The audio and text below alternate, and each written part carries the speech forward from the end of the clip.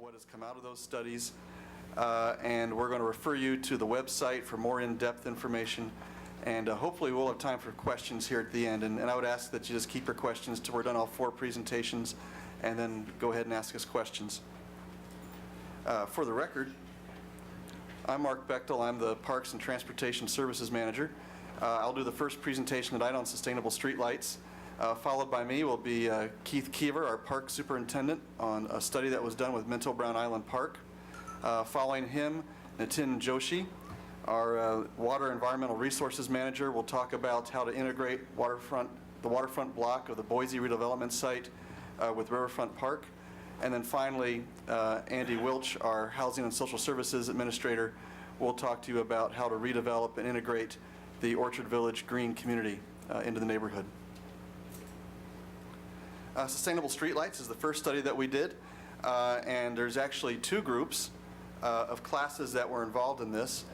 And what we asked for in that study was for the students to look at what kind of emerging technologies were out there that were sustainable and could be used to make our parks lighting and our street lighting both more effective and reduce the cost. And so the one class was a product design studio. I had 18 students involved. They work out of an old car dealership. They're off of University of Oregon campus. Their workshop reminded me of the Flubber movie as they devise different things and high technology items. And then the second group presented to you the capstone students, the MBA students, the 5 students that talked about some funding options with streetlights. What the students began to study was they really went into comparing different lighting technologies, the existing kinds we have today, as well as emerging technologies such as light-emitting diodes or LEDs. There's induction lighting, there's plasma lighting, there's a number of different technologies out there. They also assessed the current street lighting in Salem, and one of the assessments that they determined was that we overlight the downtown. There's a massive variety of light types that we have downtown, and wattages and poles and luminaires, and in their opinion we probably have downtown maybe lit too much. In fact, one of their assessments was even in residential neighborhoods our lighting is quite bright, and I would attest to that. I can actually read the newspaper in my street out in front of my house. So they also looked at some different design concepts, and we're going to go over those very briefly. They came up with 6 design concepts, and I'll cover each one individually, but they varied anywhere from street lighting to lighting that could be used in parks, lighting that could be used for wayfinding, and lighting for transit stops. The first concept is called the solar hybrid LED streetlight. One of the concepts was we use round bulbs to illuminate a linear street, and that creates a cone of illumination. And one of the concepts they said is if you're going to illuminate something that's a line, put your lights in a line.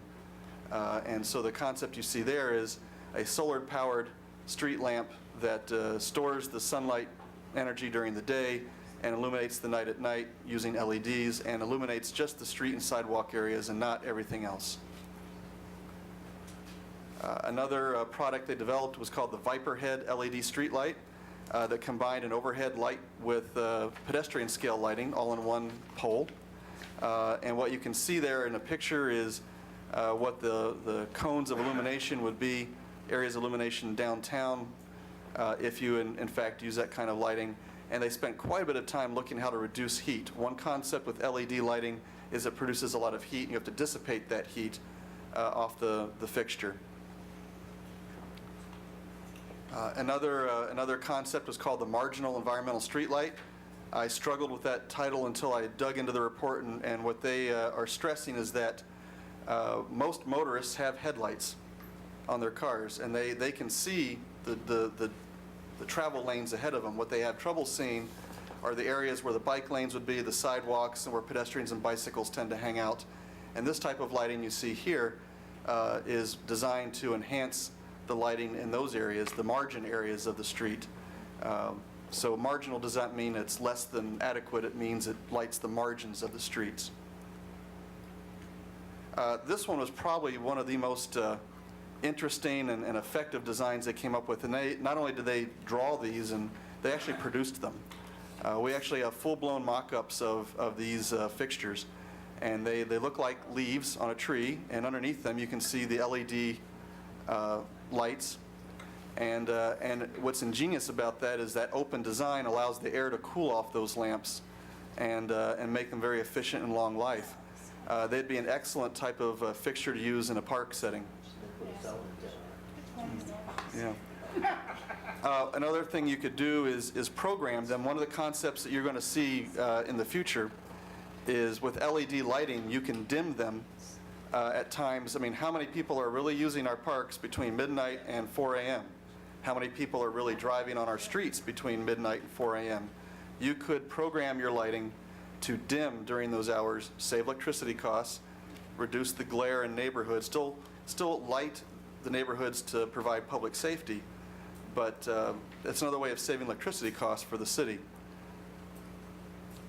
Another type of fixture is a wayfinding light, pedestrian scale, where you would have a backlit "You are here" sign that's backlit with lights, LED lights, and then they would illuminate as you approach them. So there would be some kind of a motion sensor that would indicate somebody's approaching. The light would light up and would stay lit as you go by, a little bit afterwards.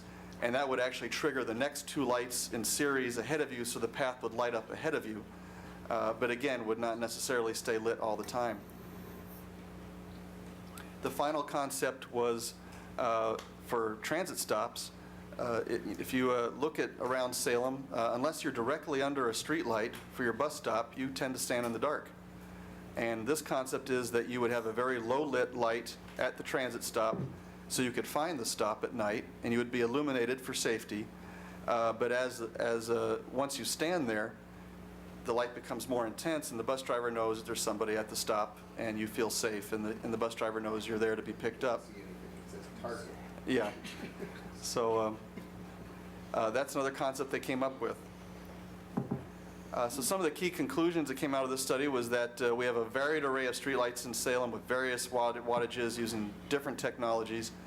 LED light fixtures are expected to be the most efficient ones in the future, and they also provide us the most flexibility for dimming and programming and controlling the areas of illumination.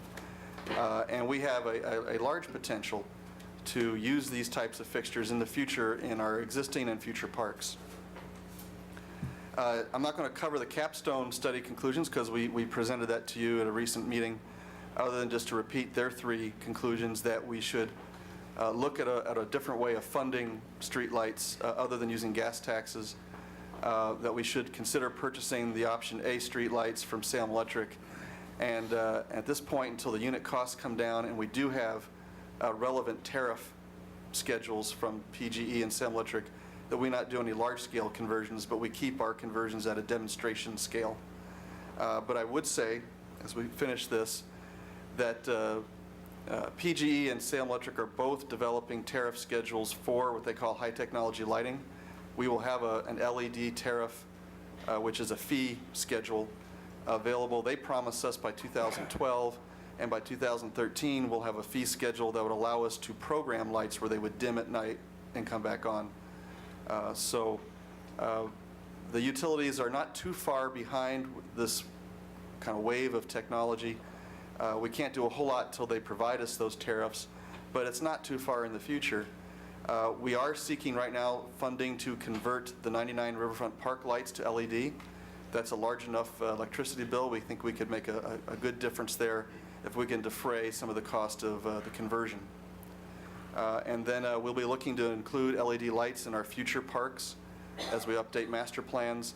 And of course, we will be bringing back to you staff's assessment of the recommendations that the capstone students gave you on funding streetlights. So at this point, I'm going to turn over the presentation to Keith Keever. Hello, Keith Keever, Park Superintendent. I have a lot to cover, so I'll be as brief as I can. Our project was Minto Brown Island Park. A little bit of context, if you look up there at the board at the front there, This is downtown over here. This is Riverfront Park, Boise Cascade property on the island, and then everything highlighted there is the park.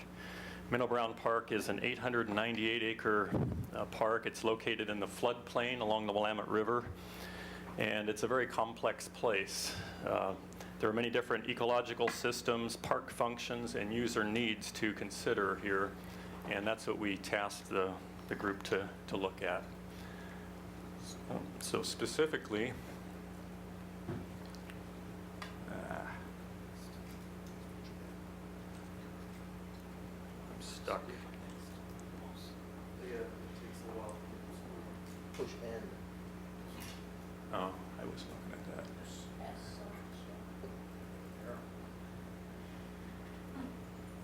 There we go, sorry about that. Okay, so what we asked for,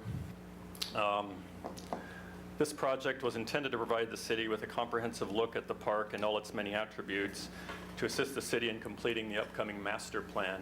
And so we identified some specific things we'd like them to look at, including interpretive trails and signage, wayfinding, connections to downtown, appropriate uses in the park, and farming practices.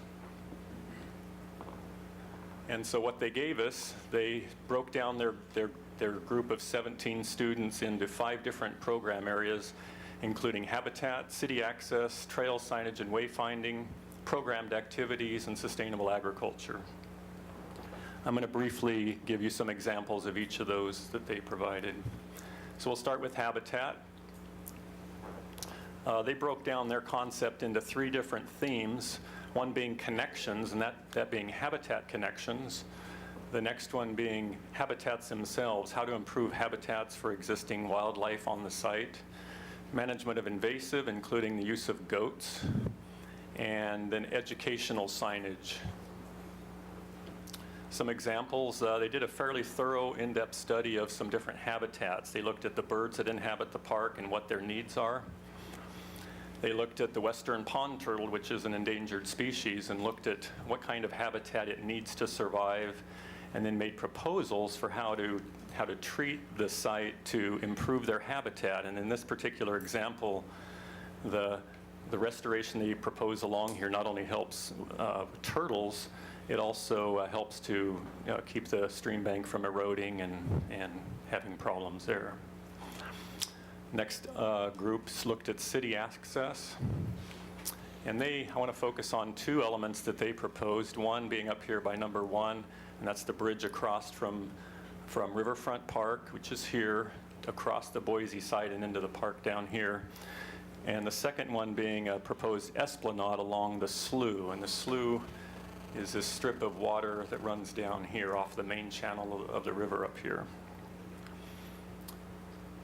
So here's a general proposal. We've all seen the bridge proposal, but they took that a step further, looked at just how it could all work. The circulation patterns, getting people over here, which Niten will be talking about next, getting people down here along this esplanade here, and then circulating effectively in the park. And here's some examples of what that might look like, including some planting proposals. Here's the plaza where the bridge comes in and lands in Riverfront Park, and how that circulation can happen and how the plantings could look within that area. Another example, a little perspective of what that plaza could look like in Riverfront Park. And this is what the esplanade might look like. Now, the esplanade is basically a floating boardwalk that would run up the slough. And here's the Riverfront Park is further up here. This is an example of what that could look like. And it would land on the land side, and then there's another trail that exists that could potentially in the future be used for a continued access to get people along there into the park. Now, I don't know that this proposal is all that practical, but it was something that they were proposing to try. The next subject is trail signage and wayfinding. One of the most important things for us at Minto Brown is improving the signage. If you've ever been out there, you well know how hard it is to find your way around. We are constantly rescuing people out there that get lost. So we want to create an effective wayfinding system for the park. So what they proposed, the first item was trails, and we looked at creating a hierarchy of trails that allows people to get through the park during the winter flooding season when some of the trails go underwater. And so we would have the primary trails above water, maybe some of the secondary trails in some of those flooded areas being allowed to go underwater. I also proposed different forms of educational signage in the park, and this is an example of what they could look like. And again, the most important thing was the wayfinding, and they're proposing having little sign kiosks at every intersection in the park. And so we got some great ideas from them, and you can look on the proposal to see more detail of what they're proposing. And then program activities, I'm going to highlight a couple items that they talked about. One is enhancement of the dog park, and they're calling it a canine recreation circuit, kind of a spa, a day spa for dogs, if you will. And they also propose kind of the new thinking in parks and recreation these days is a concept of nature-based play, and that's providing kind of natural play features for children to kind of do some creative play. And then the last item I want to talk about is sustainable agriculture. They came up with numerous ideas. If you look at the stars on the thing there, those are the different areas that they're proposing, and I'll talk about a couple of those. One is a proposal to grow biodiesel crops on some of the available land in the park, and they did some research and highlighted some of the highest yielding crops that are available for biodiesel. They also looked at cellulosic ethanol as a something to grow that is sustainable, and that would occur in some of the back areas of the park, and it would be primarily poplar trees. And they proposed both a community garden and a community orchard in the area of the existing orchard, and that's something we've been looking at for a while now. And then finally, they proposed the introduction of bats in the form of constructing bat houses in the park, which will encourage large numbers of bats, which are very effective for farming and in keeping pests off of crops, but also in keeping mosquitoes and those sorts of things away from people. So it was quite interesting, and the proposal shows a lot of different options for bat houses if you're interested in looking at those. And so where do we go from here? We're currently planning for the wayfinding signage right now in the park, and we're going to implement that program here hopefully sometime this summer. We're also installing interpretive signage in the restoration areas. And as I mentioned before, this work will be invaluable for the work we're going to be doing on the master plan update that's going to start this fall. And then finally, great opportunity for different habitat restoration things in the park. And that concludes my talk.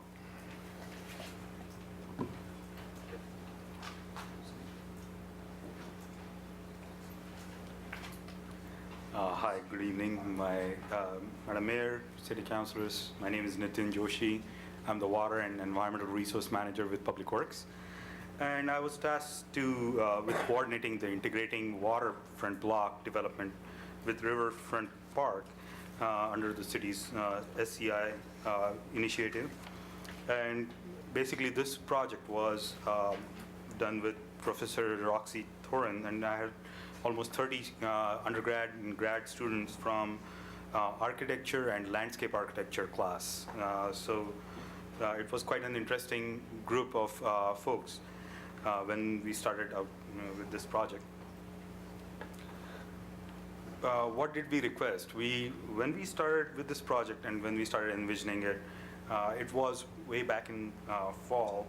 And when we submitted the list of all the projects that we were considering, the expectation was that by the time this project came around, we would be a lot further along in the development process, and we would have a lot more understanding of what the developer proposals were, and things would be a lot more laid out already. And what we expected from the students was to look for opportunities to ensure access, circulation, and then integration of predominantly this 3.79 acre waterfront parcel, or waterfront block parcel is what we call it, with Riverfront Park to ensure that um, this site has a special set of design standards, and there are requirements placed on this, the development. So how the access and circulation and things would work throughout the site was what we had envisioned. But lo and behold, we came up to spring of this year, and things were not, where we thought they would be. The economy slowed down, and we went and talked to the development team and asked if it was okay to go ahead and use the students to creatively come up with some more concept designs, and where would they like us to go ahead and allow the students to conceptualize some. And they were agreeable to looking at these two areas, basically the waterfront block and maybe even on the other side of, along the south of the Pringle Creek over there. So with that, the city team, which consisted of, folks from urban development, community development planning, public works, which consisted of development services, parks, transportation, and environmental services, got together and educated the team, all the students, about land ownership issues, site access, basically related to the railroad access issues. Also talked to them about the challenges related to environmental issues on being an old industrial site, and regulatory issues related to streams and waterways. So that was sort of an education to give them a starting point, guidance to set them on the task. They took all the information that we provided to them, some basic information, and then they came up with 3 visions for the waterfront block. They had one which was the parks and open space concept. The second one was the education-focused concept. And then third was the development-oriented concept. This is, I don't expect you to go through the detailed things on the slide, but I just wanted to give you an idea of the amount of work that went in, the students put in, even when they were looking at parks and open space concept. What you're seeing over here is they had proposal goals, they had research that they laid out from where they had gathered all the different types of ideas and information. Computer graphics, designs that they laid out, ensuring that not only where the components of that park and open space looked at, but also what the developer and the development team would want to ensure that the programming that they could possibly use for development purposes was also laid out. The amount of units, the amount of acreages that, or the amount of square feet development was required by the standards was also taken into consideration. This is just a close-up view of the same thing. In parks and open space, you're seeing a lot more green roof concept, walking up where people can sit up on the top of those areas. These are view sheds, seeing all the way through the tunnel plaza is what they called it, so that there would be retail and other things, or other educational opportunities below. This is another view of along Pringle Creek, trying to stay true to the desire of daylighting Pringle Creek and having the 2 paths along it available for public. But at the same time, some of these things are too futuristic in design when you look at it. The second education concept, I think, was building off of the fact that there are quite a few educational institutions right here in town.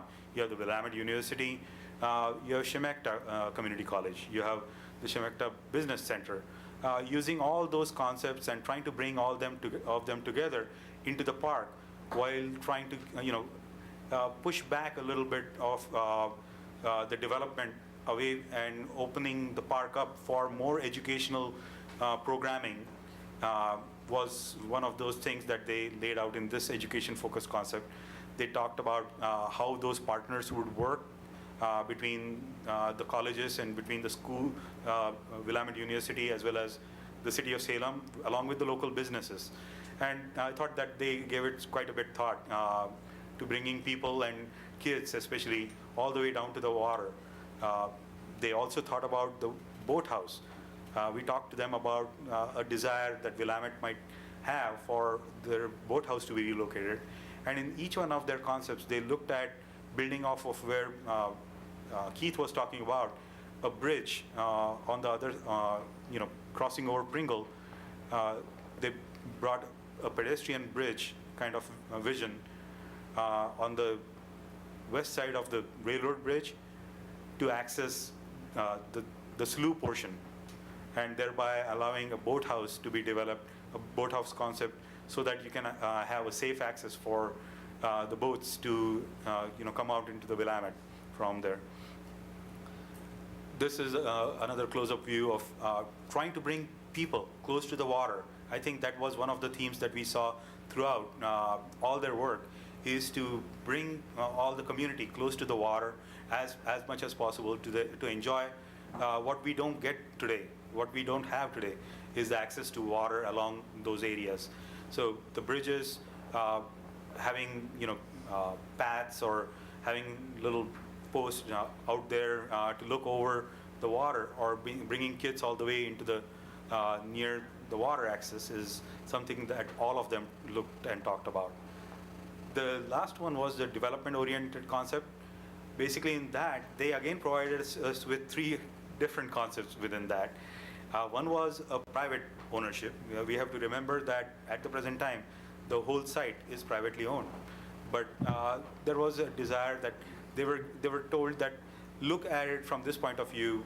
If you had to, visualize 3 types of concepts, how would you think about a private ownership, a public-private partnership, or mostly public concept? So in the private ownership, they looked at if it was more development focused, more opportunities for doing retail business, bringing those kind of components into the park. They looked at trying to program the whole site, especially if you see all the red, that's all retail.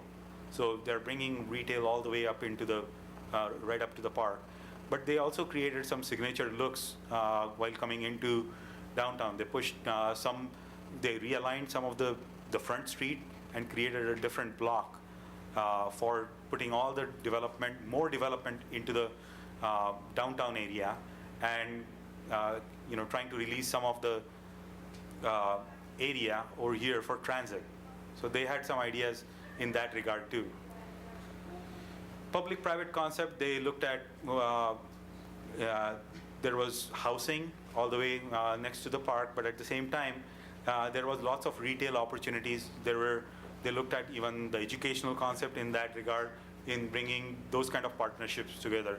So we thought that that was a great one, especially given the fact that they're bringing, farmers market, open day, areas where you could sit out in the restaurants and still look over to the park. Those kind of concepts were basically things which are missing in this community. So that was interesting idea. Now the third last one was public, mostly public ownership. I say mostly public because they did realign the front street again in this concept and push all the development, commercial activities in a big block, and then thereby releasing most of the waterfront block as well as the one along Pringle Creek for public usage. So all this, right from our existing waterfront river park along Pringle, and even they went as far as the south of Pringle over here to remove the existing structure of which we call parking, or the big concrete structure, and they released it for ball fields. So pretty much taking the whole slough and extending the riverfront park into a big park elements, and putting a signature sort of building in the park to do with some museum or an aquarium kind of thing. So in conclusion, the students did talk about the fact that there are challenges with the site, but none of them that cannot be overcome. There are opportunities to really explore for public-private partnerships on this site. And this truly can become a new sustainable model for development for Salem. And with that, where do we go from here? I think we still have to remember this is a private site. So the part of the report, the final report, which unfortunately is yet to come on the website. So what you're seeing is something that no one has yet to seen within the staff. So this is the first time the information is available. And so as soon as all the information gets finalized, it will be put on the website that Mark was talking about. And the city will continue supporting opportunities for sustainable development on the site. And with that, I'll let Andy take over. Thank you.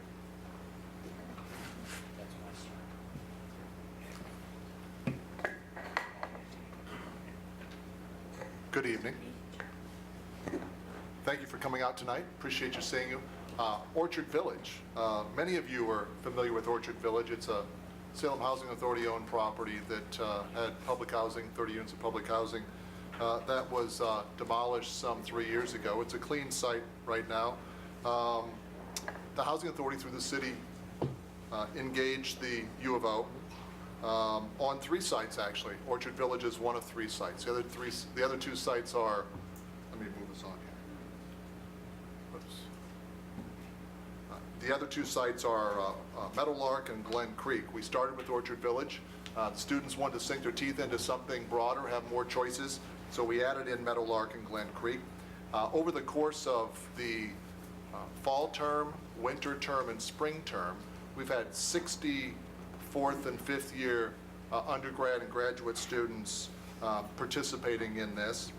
In the fall quarter, it was really a vision exercise, conceiving the possibilities without constraints, rather. They wanted constraints, we wouldn't give them to them at that point in time. We knew that they'd, through the process, probably come back to where they had to do some leveling. Secondly, on the winter quarter, it was conceptual design, working from the inside out. And I'll talk a little bit more about that in a little while.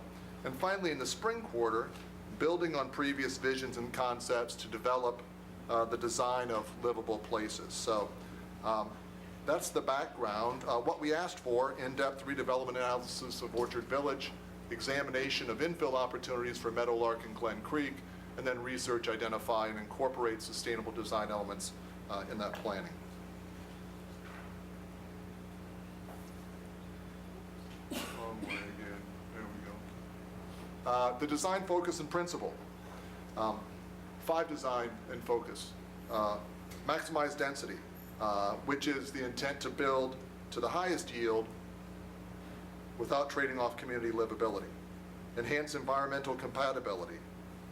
Both the use of natural environment to maximize energy production, including solar, rain harvesting, and gardening, and ensure environment-friendly practices such as gray water management, recycling, and energy efficiency. Design utility, efficient use of land, smart design, useful space.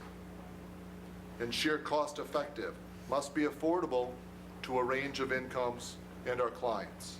And finally, flexible and scalable. Flexible space to accommodate range of needs, family size, intergenerational needs, demographic, and live-work balance. And then design prototypes that work to scale up or scale down, meaning you can increase the unit yield or decrease the unit yield depending upon the density and the livability and what you want to achieve on the site. This thing's quick, excuse me. One of the primary bases for the work at Orchard Village and Meadowlark and Glen Creek was marrying the type of housing with the place. This is where the students actually took a novel approach called, well, it's called what they called reverse engineering.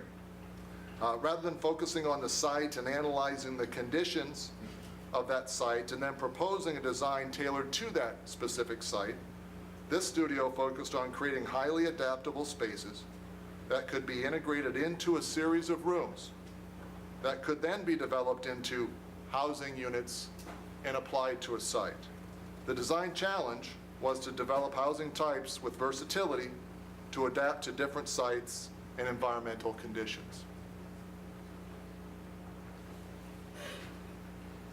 A basic theory for the students in blending that together for focusing on systems and focusing on the envelope is time-based building. Build what is to perform for a long time and to serve many. That was one of the primary principles. Provide a context for what might change and understand that to accommodate it. Okay. Now we're on to, went too far again. What they gave us, multiple redevelopment concepts for Orchard Village, Meadow Lark, and Glen Creek, including vision, design elements, housing types, and site design. Did I go too far? I'm sorry. No? The first site, project area, Orchard Village. I think you're aware where Orchard Village is. Right there in the middle, basically at the intersection of River Road and Broadway. This is an older aerial, excuse me, where the buildings are still in place. We have a new one coming. And of course, on the right is the site as it is today with no buildings. It's a clean site. It's a site that's ready for development. This is from left to right, are the beginning of some schematics, breaking the barriers to high-density housing. We talked about high density as one of the principles. They've scaled this property up right here. It's the concept that they're employing is the massing of the building is small enough scale. The trees are actually a little taller than the building. There's open space, promenade, and it's something that allows the densification of this site. You can see some of the prototypes, and all that is in much more detail on the website. One of the big concepts that we wanted to talk about, and I mentioned scalability and flexibility, is how do we design housing that meets different needs of different individuals over time. And the general concept is creating flex spaces that can be utilized for home business, for a young family, for a multi-generational family. And so there was a lot of effort put by the students on creating that flexibility in the various site designs. Housing type designs, rather. And then down the bottom right corner is an example of scalability. You've got 6 units in the top left, progressing to 18, and then progressing to 48. So the housing types that they developed are stackable, generally, flexible, can be altered to accommodate different housing needs of different clients. Another Orchard Village site design, this is an interesting one in that this is one of the few that actually includes the commercial property that is along Broadway Street that SHA does not control. This is controlled by a private party. And so in this site design, it's more about the mix of uses, mixed use in commercial space, split row house units, courtyard units, and then an L-type unit. And so by color, you can see the integration and the variation of mixing that in. And in theory, of course, the green, the red, and the blue all probably serve a different household composition because of square footage and amenities. And so you've really got a mixed demographic subdivision.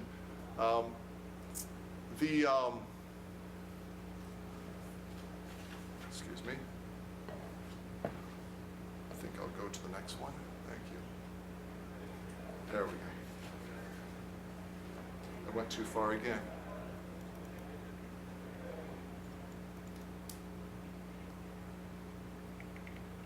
Sorry about that. This thing's jumped before me. Okay, that's where I wanted to be. Excuse me. This is one of the few financial analyses we got. We did have a 4th class that was proposed for the spring term where we were supposed to get that market discipline and some financial analysis, and I think that there was some confusion and that class went away.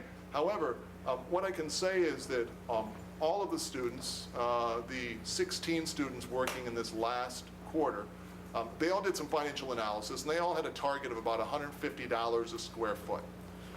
And then they had $100 a square foot for land. So really, The land is in the deal. The Housing Authority owns all three of these properties. So if you look at the $150 per square foot, it's probably fairly reasonable. Basically, this is excuse me,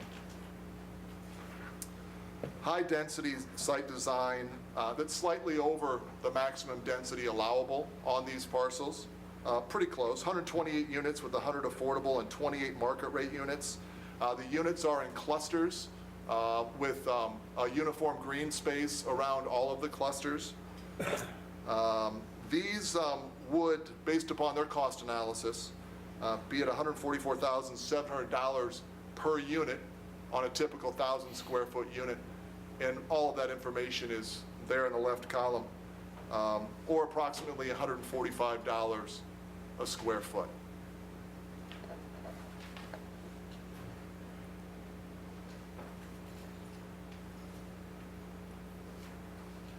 There we go. I'm going to move on to Meadowlark now. Meadowlark, this is Sunnyside, and right down here is Kubler. This back portion here of Meadowlark is about 40% of the overall property. That's a vacant parcel. That is a part of the overall public housing development. In the main part of the public housing at Meadowlark, there are 30 units built in 1972.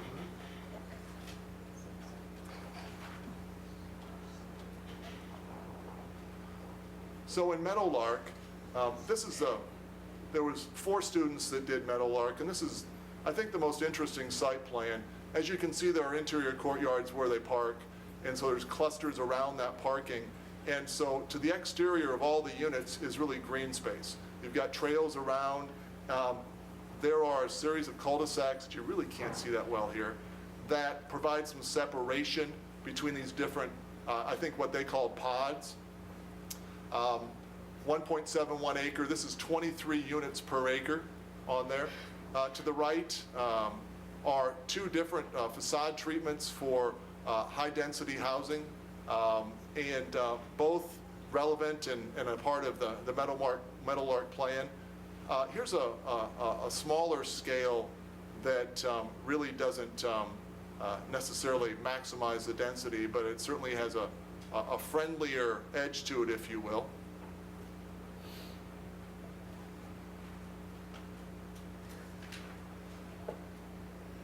Compare this to the previous one, and this is Meadowlark again.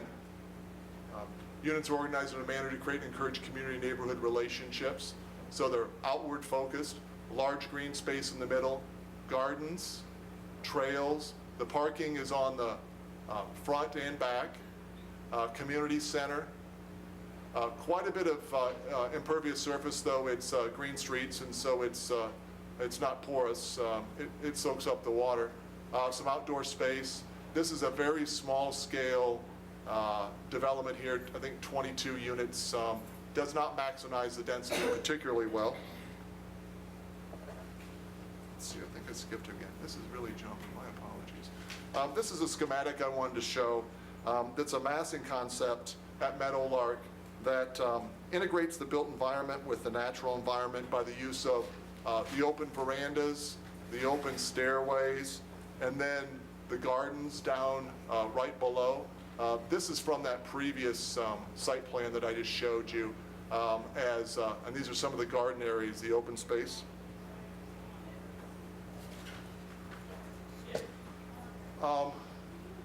I put this one in because I thought it was important. We talked a lot about agriculture with the visioning students in the first quarter. And this is a model for, if you can see that, this is a model for Meadowlark. Here's the back redevelopment portion. What they've done is conducted a carrying capacity analysis for how many people can be supported in terms of food that can be grown, water that can be harvested directly from the site. So in their overall proposal, this individuals, they had a lot of information about different carrying capacities on different types of sites. Specifically to Meadowlark, though, it's assumed that 1.2 acres total are in gardens, and that would generate 31% of the annual fruits and vegetables needed by all residents. So not just the residents in the new housing, but the residents in the other 30 existing units, or 77% of the annual fruits and vegetables just for the new residents. So this may not be particularly relevant specifically to Meadowlark. However, the next site, Glen Creek, is actually it's located there. This is Orchard Heights Road in West Salem. And Glen Creek is 30 public housing units.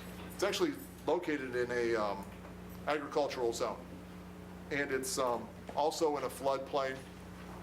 And so this site plan that I will show you right now contemplates infill housing development, 70 units in 5 different clusters on the outside, around the edge along the Glen Creek that runs through the property, with 2 floors of living space above a ground level garage, the garage being a way to mitigate the location of the floodplain. The carrying capacity analysis, because this is an agricultural zone, may be an interesting option for this. I think building in the floodplain would be difficult at best, and so this may be an option for that particular site.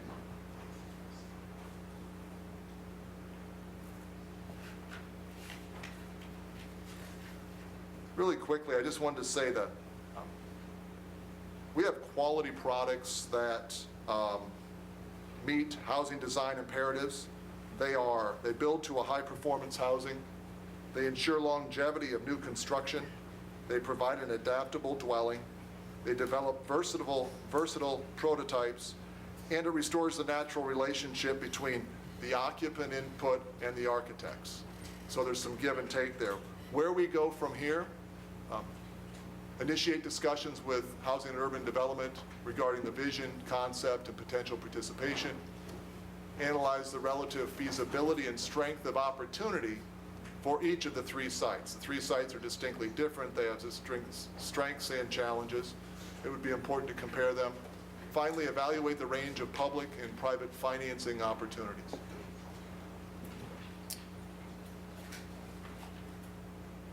Thank you very much.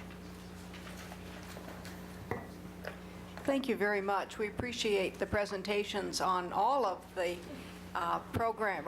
programs and studio work that have come from the students. Mark, do you have some summation? Mayor, only that if you have any questions, I know we're pushing the council time right now, but if you have any questions, we'll be happy to answer them, or we would also direct you to the City of Salem website. Go to the Sustainable Cities Initiative link, and you can look at all the different reports that have come out of this initiative work.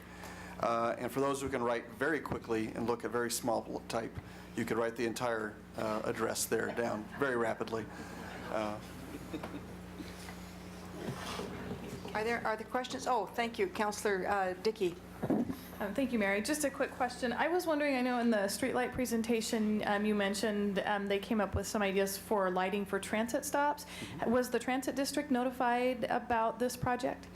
I don't know if they've been involved directly in it. We are certainly going to share the results with the transit district and see if it's something they'd be interested in doing. Thank you. Other questions? All right. Thank you so much. Thank we you. appreciate the presentations. Okay. I'll give the staff a moment to readjust here, and then we'll get our meeting underway.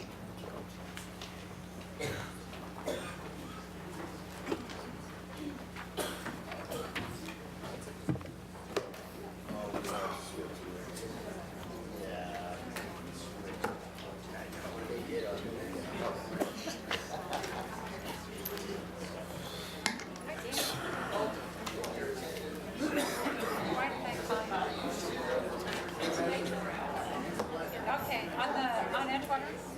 Yeah, good. I can't remember why I called you.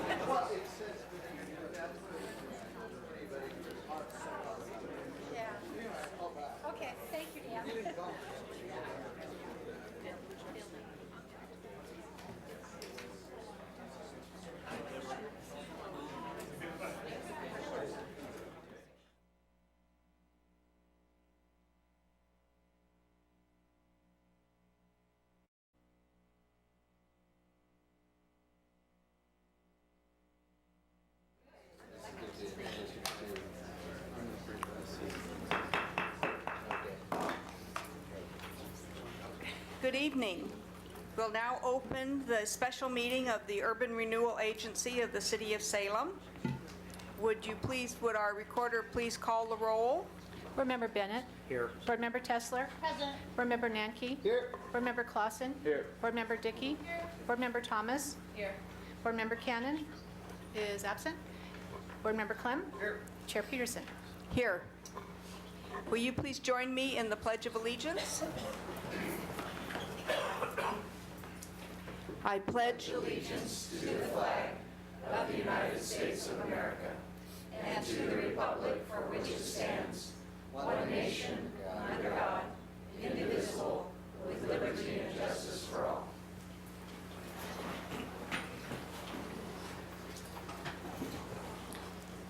The Urban Renewal meeting of June 27th is now in order. Board Member Bennett, would you please make a motion to approve the special meeting agenda? Yes, Madam Mayor. I move approval of the special meeting agenda with the addition of Resolution 11-9 URA.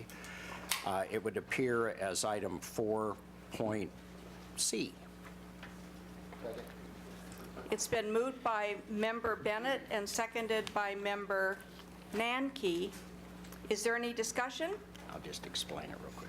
Yes, Councilor Bennett? Thank you, Madam Mayor. What we're doing is moving item 4J onto the urban renewal, off the council agenda onto the urban renewal agency agenda. It was just an error in its placement. All right. Any further discussion? All those in favor say aye. Aye. Aye. Opposed, say nay. Motion carries. Thank you. I see that we have no one signed up this evening to speak during our public comment time. And so, Board Member Bennett, would you please make a motion for agenda item 4A under action items? I move staff recommendation on item 4A. It's been moved by Member Bennett and seconded by Member Nanki. Is there any discussion? All those in favor say aye. Aye. Aye. Opposed, say nay. Motion carries.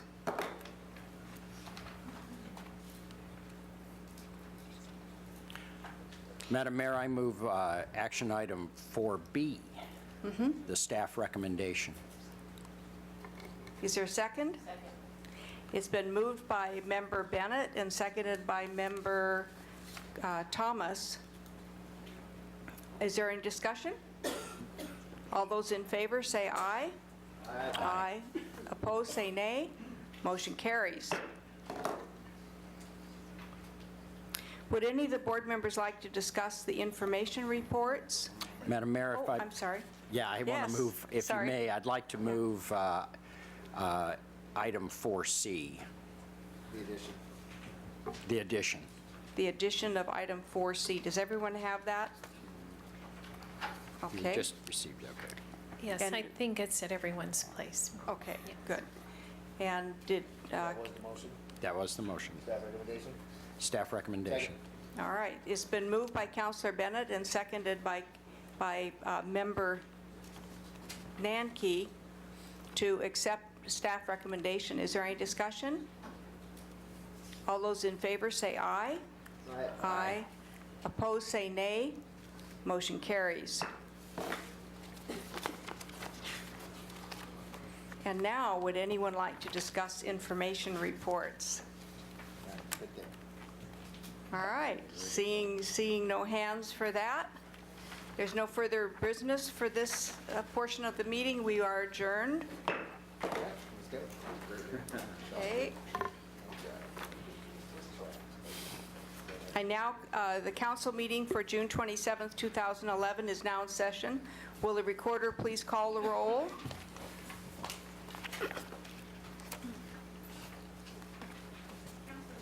Here. Counselor Tesler. Present.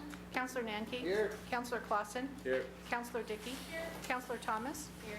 Counselor Cannon is absent. Counselor Clem. Here. Mayor Peterson. Present. All right, our first agenda item this evening is proclamations and presentations, and we do have a presentation here regarding National Night Out. I believe we have a staff member from the Salem Police Department here to talk with us about this. Angie?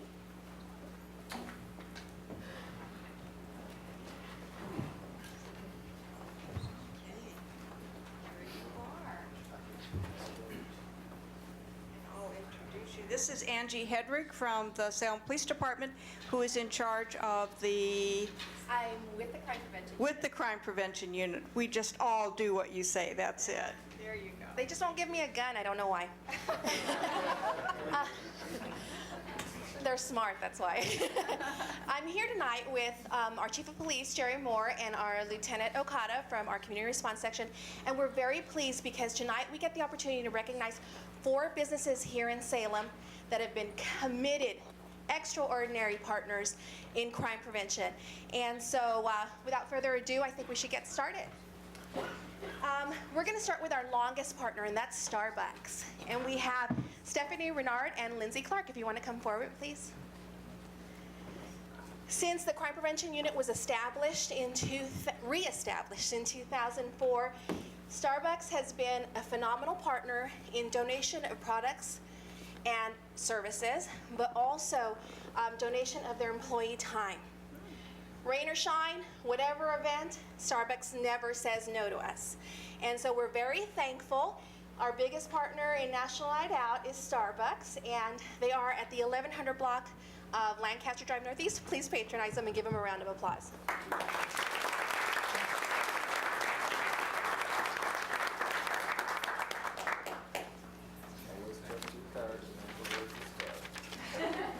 Our next partner is Target Stores. We have Sandra Joswiak here. She is the loss prevention manager of the store, and she certainly does understand crime prevention, don't you, Sandra? And they've also been a champion of crime prevention in our community. Target is the national sponsor for National Night Out, so when we came to them, they said it was a no-brainer. So we appreciate that, but they are also committed to the safety of children.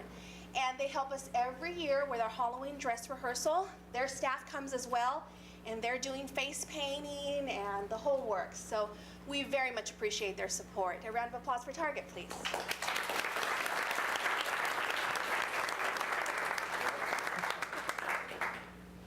And next up, we have Chipotle Mexican Grill.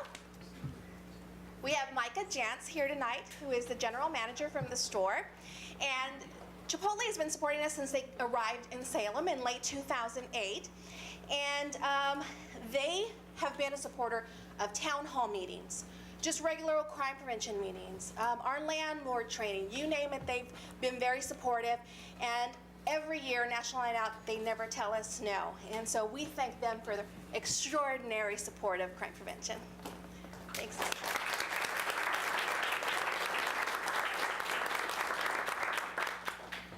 And we're going to round out the night with a presentation for Home Depot. If you'd like to come down, Brian Scott. You know, Home Depot, if you ever walk into their store, they usually have some classes and stuff for adults, but they also have stuff for kids. And so when we do our Halloween dress rehearsal, they also bring staff here to the department, and they help kids do some activities while we are at the same time reminding kids about being safe on Halloween night. So we can always count on Home Depot, and we appreciate that. So a round of applause for Home Depot, please.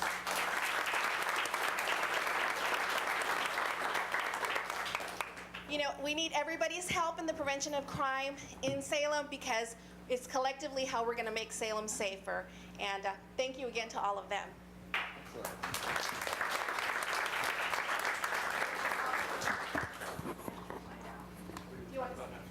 Oh, okay.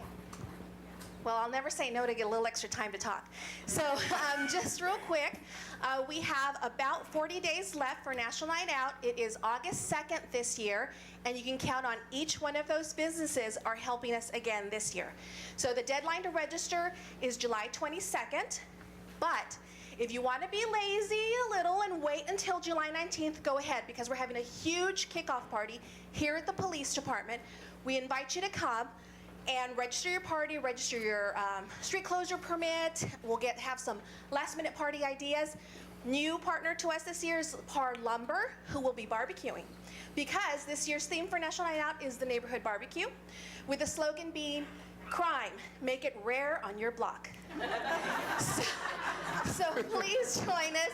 Give us a call at the Crime Prevention Unit, 588-6175, or you can find us online to register your party. Thank you. Excellent, thank you.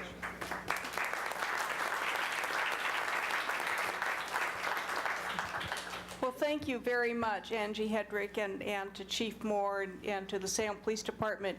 You do so much to improve the quality of life in our community, and we appreciate your efforts tremendously. Thank you. We have another presentation this evening, and it has to do with something that's very, very special in the summertime, and that has to do with softball. So I'm going to ask, let's see, I believe we have staff here Yeah, that are Mayor. going to be presenting the award. Yes, Peter it's- Fernandez, you're right there. Thank you, Mayor. We got people all over the place. We have Billy Powers and Maggie Combs, who manage our softball program year-round, and what we'd like to do is, we have a slide up that just shows some quick facts for the mayor, the council, and the community to look at. I also point out Staff Report 1.1B that has some additional information, and I think Billy's going to tell us a little more and tell us about a couple of awards that our staff has won recently, our program has won recently. Well, for those of you that don't know, this is the 25th anniversary of the softball park. It opened in 1986.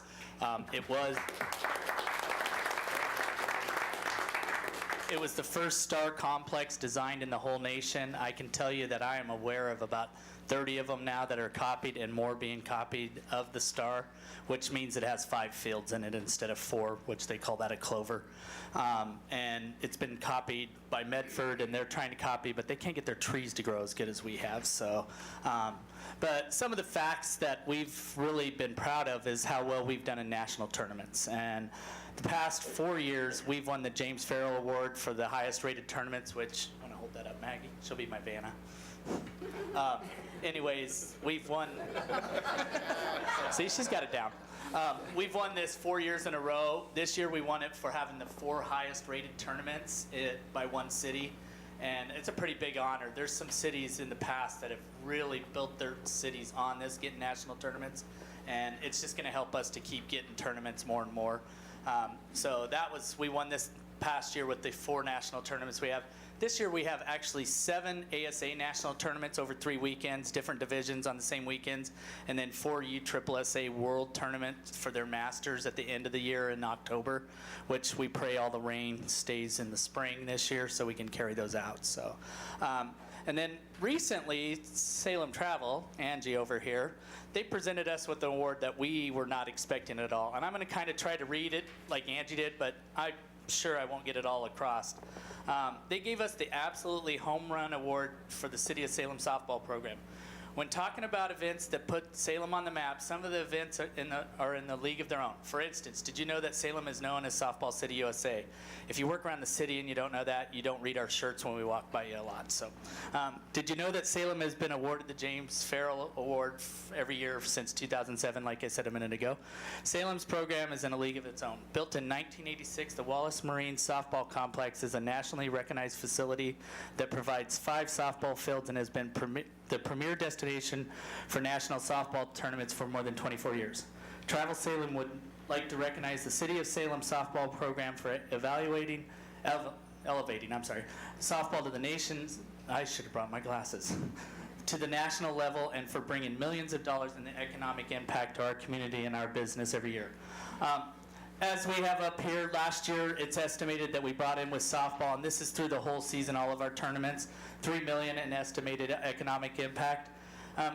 We were going to be at 4.2 this year, but for those of you that have been in Salem this year, our first 6 tournaments rained out totally. So may not quite reach that, but we're sure hoping so because the weather is getting better. But we just want to thank you for all your support and just let you know we are being, as the City of Salem and Softball City USA, everybody in the nation knows who we are softball-wise.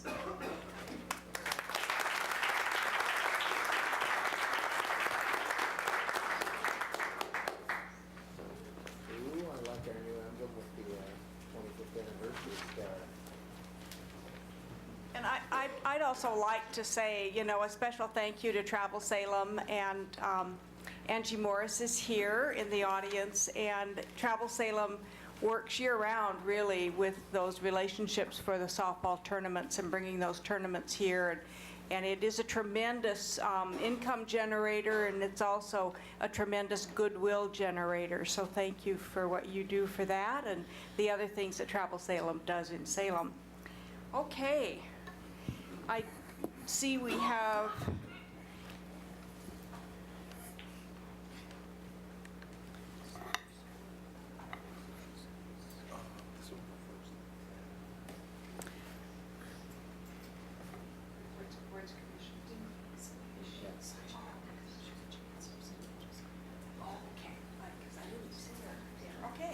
all right, we do have some people who signed up to speak this evening, and I'd like to have, this one? No, this one?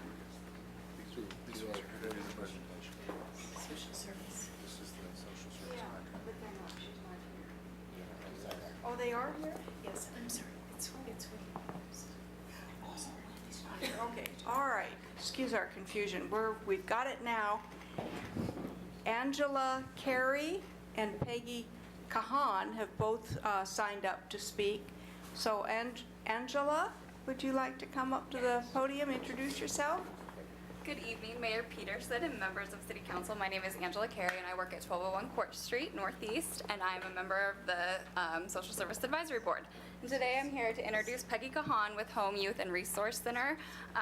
Peggy is here tonight to explain more about Home and how your guys' general fund dollars are utilized.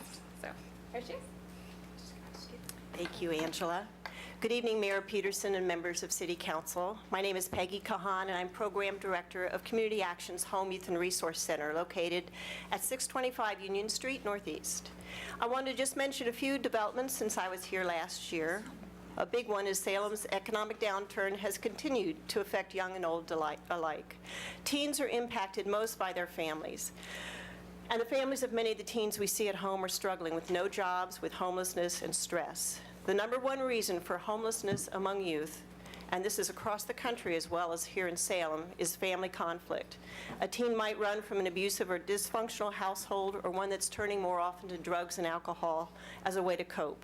One thing we're seeing more frequently are situations where the families tell their older teen that they need to leave home in order to get a job, and then they can contribute to the household income. Often this is an incredibly difficult choice for a family who can't afford to have an older child at home. However, of all worker groups, teens have the highest unemployment record. So the chances of a young person actually obtaining a job and being able to return home with a paycheck are slim. Our community advocate at home works with the police department, picking up run reports weekly. These are reports by parents to the police that their child has run away.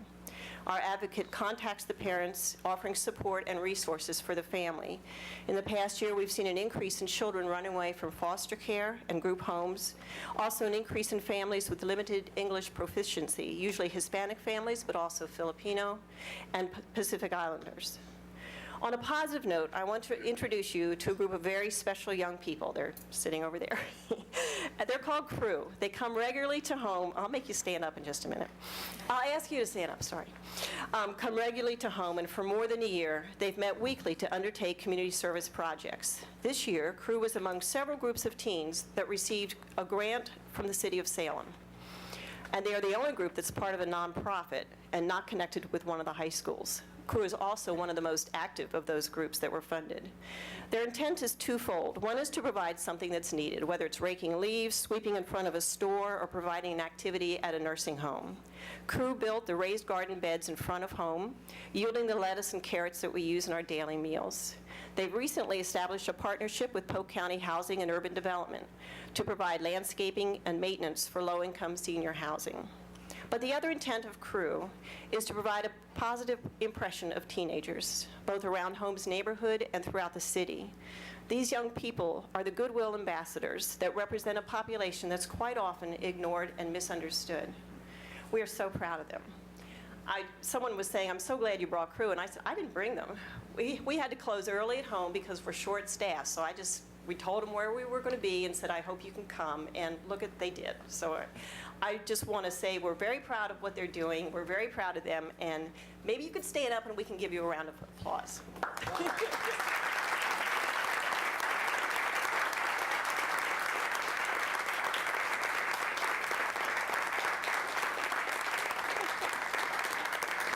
Thank you so much, guys. Thank you. Yes, we appreciate your presentation, and we particularly appreciate the young people coming down and joining us this evening. I hope that if this is your first time to City Council, that it won't be your last. We very much encourage young people to come and to share their thoughts and ideas with us, particularly speak out on issues that impact youth. So do remember how to find your way here. We'll always welcome you. Thank you. Now, are there questions for Ms. Kahan? All right. Well, thank you Thank you again for very much. coming. We appreciate you being here, and we appreciate the work that you're doing. It's vitally important. Thank you. Thank you. All right, we'll be moving on to the consent calendar. Councilor Bennett, would you make a motion to approve the consent calendar? Yes, Madam Mayor, I move we approve the consent calendar with recusal by Councilor Clem on item 4.3D. And additions.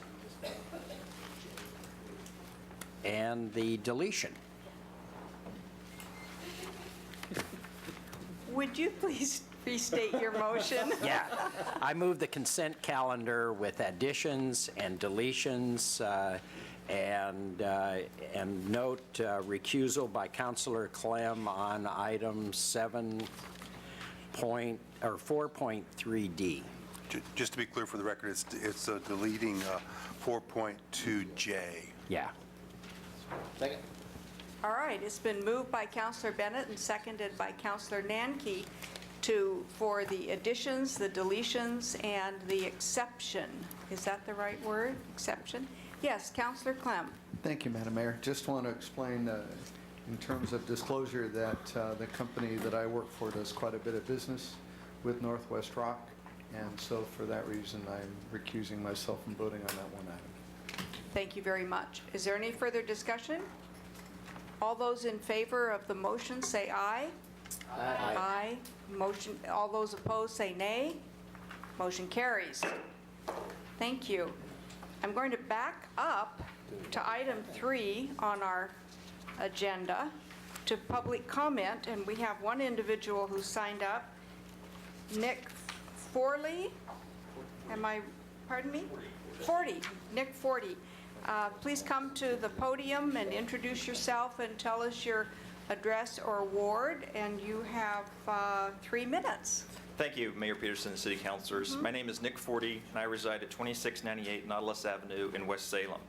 I am also the traffic chair for the West Salem Neighborhood Association, and I come before you tonight to talk about information item in your agenda. It's agenda item 7E, dealing with Highway 22 safety improvements. I'm sure you're well aware the West Salem Neighborhood Association has had a long interest with Highway 22 and potential improvements therein. We're very appreciative of the efforts made by the city, the county, Polk County, the Oregon DOT, and the Willamette Valley Council of Governments for keeping a very active interest on this corridor and doing a tremendous amount of studies over the years looking at various improvements, including safety improvements and operational improvements. And we're very gladdened that there's a new spirit looking at a new bridge crossing that will, we think, have some benefits for West Salem. That said, we're still concerned about the operation of Highway 22, so we'd like to really look at the information that's provided here and really direct efforts to a couple of key areas. One of those areas is the intersection at Dokes Ferry and Highway 22. So while we don't disagree with what's mentioned in the report there, we would also advocate for looking at some further studies, looking at improvements at that critical intersection, because it's one of the early intersections coming into Salem. It's a high-speed intersection. It's on a curved alignment. There are a lot of concerns with high-speed traffic there and potential severe collisions. The other aspect that we'd like to direct your attention to is basically looking at Highway 22 more comprehensively from a speed perspective. And what we think needs to be done and looked at is, given the high volumes and the relatively short length there, we'd like to look at this being designated as an active travel management corridor. What that means in so many words is looking at some sort of variable speed limit on that corridor, which would basically react to varied traffic volumes. So basically, if you've seen the traffic as you're coming in from Dallas in the morning there, that traffic slows very quickly. You've got a lot of queues that build up very, very quickly coming into the Rosemont Avenue exit, certainly, but even before that at Doakes Ferry. So what we basically something would basically key the speed limit to the actual speed of vehicles in there, provide that information to the motorist in advance of coming up on stalled traffic, backed up traffic, give them advance information, know what to do. We think it's a very doable situation there, given the short length of the corridor and the amount of volume that's in there, regardless of what happens with the third bridge crossing. So we'd like to really pursue that, and we're very interested in seeing what the reactions of the City Council and the Mayor are. Thank you. Thank you very much, Mr. Forty. Are there questions from council? Yes, Councilor Clem. Thank you, Madam Mayor. Nick, thanks for coming down, and thanks for working this issue, particularly with the Neighborhood Association. Just wanted to get your thoughts on things that you had indicated that ODOT, who owns Highway 22, could put variable speeds on 22. Any particular thoughts about the Rosemont exit, the XL lane coming out of Rosemont exit onto Highway 22? Well, I think, well, yes, I mean, we've had a long concern with that, and just but I think there's limited amount that you could do given the length that's there. So, I mean, we've been very concerned about a lot of issues having to do with that exit there. You know, eventually what's going to happen there in terms of how that traffic goes into West Salem. We've got concerns about traffic that queues up in the afternoon coming off there. We're very concerned about that building back up onto Highway 22 with that high-speed traffic. So we want to work with ODOT and the city to look at what can be done in terms of the operation of that signalized intersection there. We also want to look at what can be done with that left on-ramp there, because we're very concerned about those speeds coming in there. And we think part of that solution may lie into looking at something that would provide some more active management to this thing. So that includes variable message signs, includes cameras along the facility there. I think a lot of these things you'll find incidents and things like this. If there was more advanced information or more information that was given to the city and to the various other entities that have something, you know, the police, the ambulance, the fire service, I think that would provide a lot more rapid response, and having that sort of ability to check that information out would be very, very valuable. Okay, super, thanks. Yes, Councilor Nanki. Thank you, Madam Mayor. Interesting on the variable speed limits, where I would think it might confuse people more, but that is a maximum, so if you just had a messages, traffic backed up at the bridge, 1/4 mile till, you know, slow down, people would tend to slow down coming into that, would they not? Well, I think there's a variety of things we'd like to look at. One of those is putting up some more variable message signs. So basically would indicate if there was a crash ahead or there was a slowdown there. So that traffic that's speeding along there along Highway 22 would have some advanced warning, be able to take some action. But we also think to us, this is an ideal location to put something in as like a test bed, because you've got some of the highest volumes, I mean, certainly higher volumes that you get on I-5 within Salem in this area. It's a very manageable area in terms of the limitations that you have there in terms of distances. And we think there's enough repeat traffic going through there. Providing this information to the motorists would be a real service, first of all, but it would also really help contain those speeds. And that's the issue that we have a lot with. How do you manage the speeds appropriate for the condition? And so we understand that issue that that ODOT has with going out there measuring the speeds at certain times of the day. Here's what you get. But what we're concerned is there are a lot of traffic conditions out there that the motorist needs to be made aware of. And I don't think that's going to change. Even if we get a new bridge constructed, and even with some of that traffic moving off there, we're still going to have that same condition. A follow-up, if I may? Yes, certainly. Thank you. You'd said test case. Does anyone have variable speed limits anywhere, or would we be alpha? No, there are other states that have used this, and I think even within Oregon, it's being looked at in other locations. I guess for our own parochial self-interest, we're very interested in this thing as a neighborhood association, because Sure. we recognize that even if you're looking at a new crossing there, that's a huge commitment of funds. We think this could give back in spades for what that initial investment you put into the system. So we think there's a huge benefit that we'd see out of this thing from relatively little cost, and we think it's something that could be achieved in relatively short-term order, as opposed to the length of time I think it's going to take for us to look at a new crossing of the river. Yeah. Thanks. Thank you. Well, thank you very much. We appreciate you coming down tonight. Thank you. All right.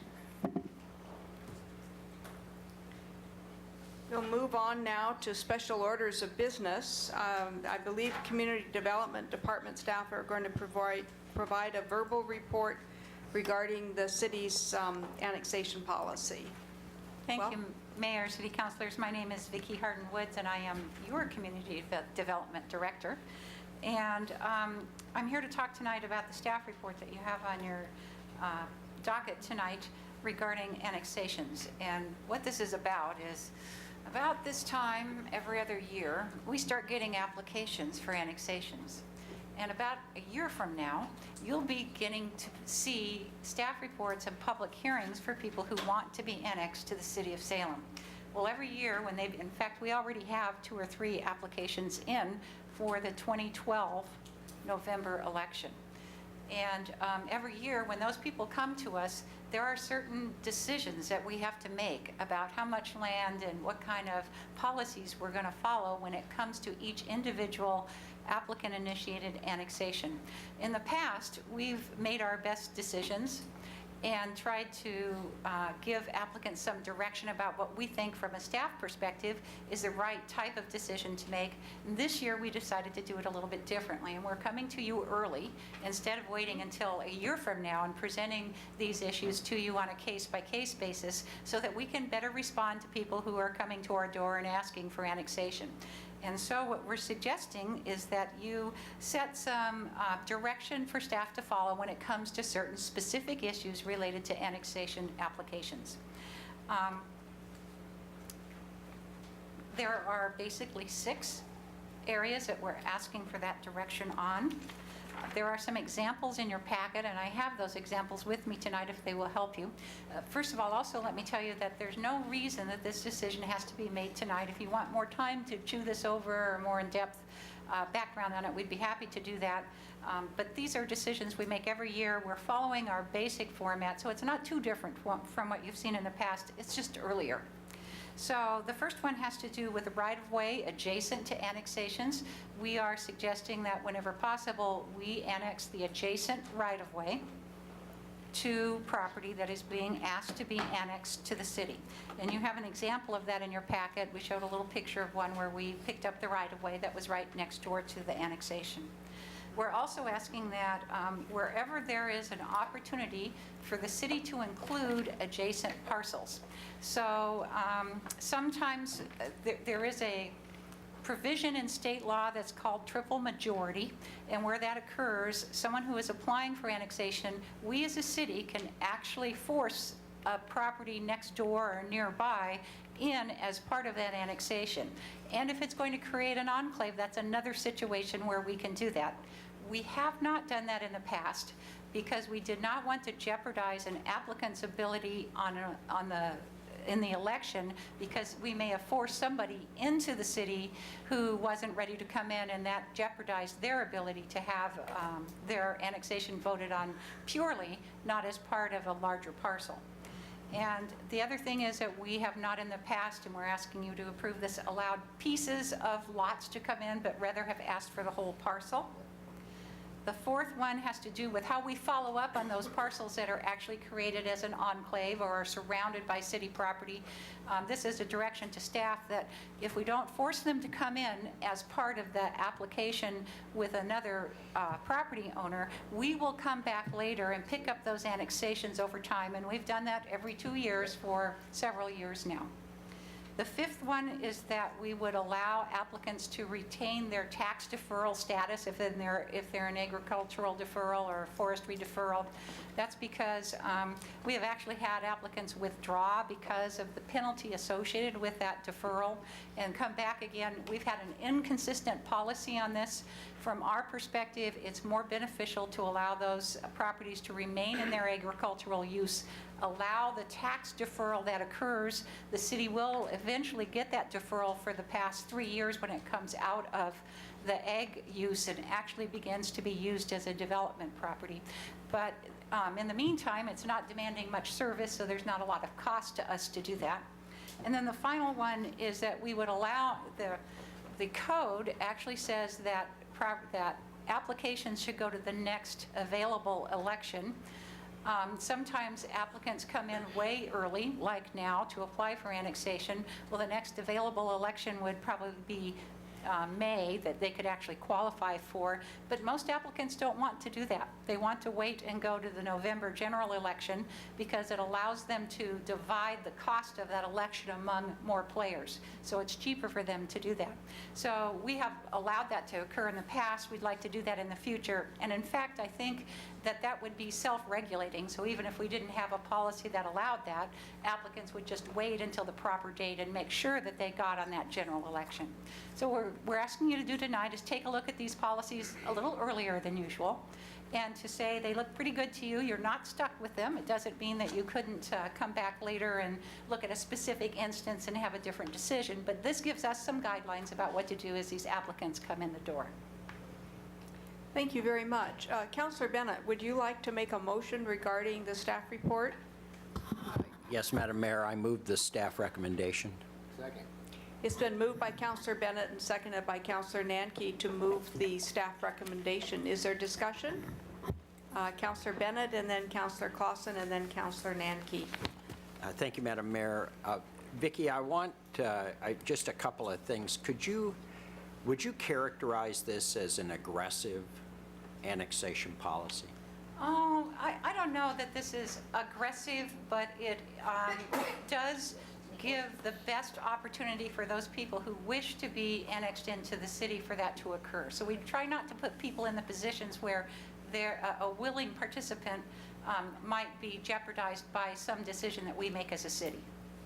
I guess you talk about the willing applicant, but you also described applicants that are brought along in enclaves and or adjoining, and I'm just curious how aggressive that activity is and how much it's costing the city to do that kind of activity. There is some cost to us to go out and pursue these annexations over time. There's basically, and this staff report really doesn't deal with those broader questions about how aggressive we are on annexing, at least when it comes to annexing large areas, or how often we go after contract annexations, for instance.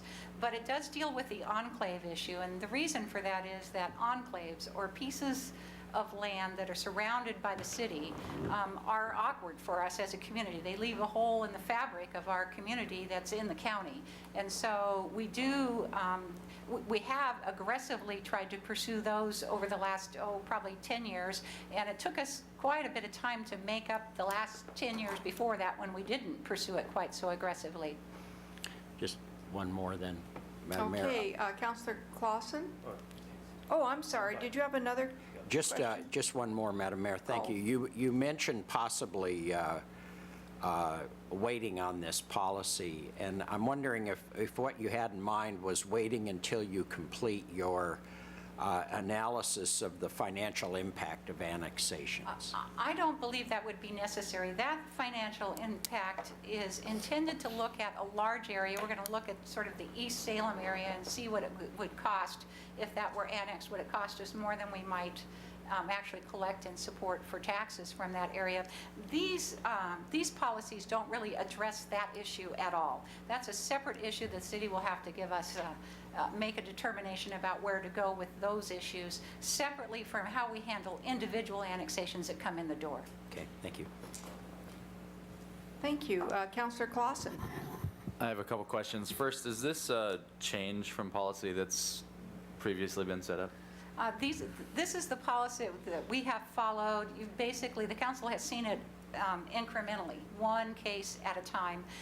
And we've been pretty consistent in these policies, with the exception of the egg deferral, where we've gone back and forth. And in fact, that's one of the reasons I'm here tonight, because as the director, I've sometimes made different decisions about that, and I'd like some more solid direction about what to do for that in the future. Okay. If I may, I've got a couple. I guess you've mentioned the ag deferral, and that makes some sense to me to allow the deferral just because it provides more incentive for somebody to come in anyway, and it's a little cleaner in the long run for us. On the annexation of enclaves, though, under policy guideline number 2, I wasn't totally clear when reading this. Is what you're suggesting saying that we will allow an enclave to remain an enclave for now, say somebody comes in and creates an enclave, we're going to allow that to be an enclave, but then we're going to go back and try and annex it the next year? That's exactly correct. Doesn't that seem kind of redundant in effort? Wouldn't it be easier to just do it all in one fell swoop? It might be easier, but it also might jeopardize that original annexation. So we might not get applicants who, they may decide not to pursue I see. it then. Because I see. You don't actually create the enclave until the annexation has occurred. So those would not be enclave annexations, those would be triple majority annexations. Oh. They just I see what you're create an saying. enclave. Oh, I see. That's why it lumps under with the triple majority. Okay, thank you. Counselor Namke? Thank you, Madam And Mayor. then Counselor Dickey. Thank you. Wonderful. We've talked about these forever. It's nice to see them all in one packet. I was really impressed. And I don't consider us to be aggressive if we're taking people who've signed a contract or who are surrounded by the city. So, I mean, it's just making sure we're doing those. I think it's more being responsible than aggressive, at least in those instances. And I really like the piece where we're not pushing them to try to get their neighbor who may not want to come in, because there'll be an enclave then, and we'll pick them up the way we would pick up, any other enclave. So. And in some cases, that isn't even creating an enclave, so it's less aggressive than what we could be by not using the triple majority rule. And that, if nothing else, because someone may not have, understood what their neighbor was going to do, and it's like, oh, geez, that gives them at least another year to get all their ducks in a row and their questions answered, at least know what's going to be coming at them. And the fact that they'll be surrounded and they'll become part of us.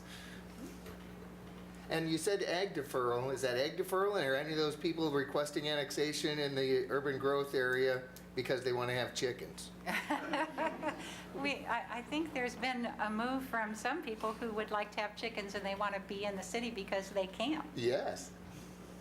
So that's egg deferral. Egg deferral. Sorry. Counselor Dickey? Thanks. I can't follow that. I'm sorry. I have a comment and a question. Actually, my comment goes back to our work session last week, and I came away feeling like maybe I wasn't clear on that. I really support us aggressively pursuing annexations to the urban growth boundary when we had some discussion about some of the issues that are raised in the areas where we have a lot of unincorporated area. So I just wanted to make clear about that, and just that if we have opportunity to address some of the issues that need to be addressed before the 10 or 15 years when those things can be annexed. I just wanted to make that clear because I came away feeling like maybe that wasn't. But my question is then, Vicki, because I don't have a bag of community development tools that I can look at and say, here's what we can do. What are some things that we could be doing to be more aggressive that wouldn't jeopardize potential annexations, if anything? Oh, we could probably talk about that for a long time. The best tool, there are not many great tools available to cities to force annexation without permission of property owners. About the only one that's out there is what's called an annexation plan annexation, and basically or a vote of individuals. So it actually takes a majority vote of those being annexed versus a majority vote of those inside. You have to have a majority of both. And that's really our only tool that's out there. And so I think you guys are going to be wrestling with, should we exercise that kind of a tool in the future? And that's what that physical impact study is about. I don't think it's really about these individual annexations as they come incrementally. Further questions? All right, thank you very much. Oh, I'm sorry, Counselor Clausen. Vicki, I want to be sure I understand the triple majority piece of this on policy guideline 2, I think it was. My screen blanked out on me here. I don't know what's going on. So on a triple majority issue, if you have a person who comes in and applies to annex, and then they've got a neighbor that abuts their property and they're not applying to annex, and there's 2 or 3 parcels that are adjacent to each other. On a triple majority, I don't know if I like this, and I think I like the way that you've structured the proposal for the policy, but could we as the city say that, okay, you're choosing to annex, we're going to also add this person's property whether they want it or not, and we're going to also add this other person's property, or if it's two, adding a third, if it's one, adding a second? If it meets the qualifications of triple majority, so that if we can put together a parcel that has more than half the owners that are willing, and more than half the land, and more than half the assessed value, if we can put together a piece of property that represents that, and we bring in somebody who may not want to be annexed, the answer to that is yes. So pretty much if we had two properties and a third was Yes. adjacent to. Depending, yes. Depends on the math. You got Right, right. You have to You do got the math. values and such to, so if we really wanted to be aggressive, we would direct staff to do that. Yes, you would, but again, you might defeat your purpose. Right, 'cause you might get it voted By the fact that the people down. who originally wanted to request decided not to for that reason. Okay, thanks. Counselor Nanki? Yeah, just as a follow-up on that, the fear is then that I have one, two, few property owners that are going to actively go out and campaign against that being ratified by the voters to bring that in, and then they've lost the money Yes. on the front end to actually put together the Yes. voters pamphlet material. Correct.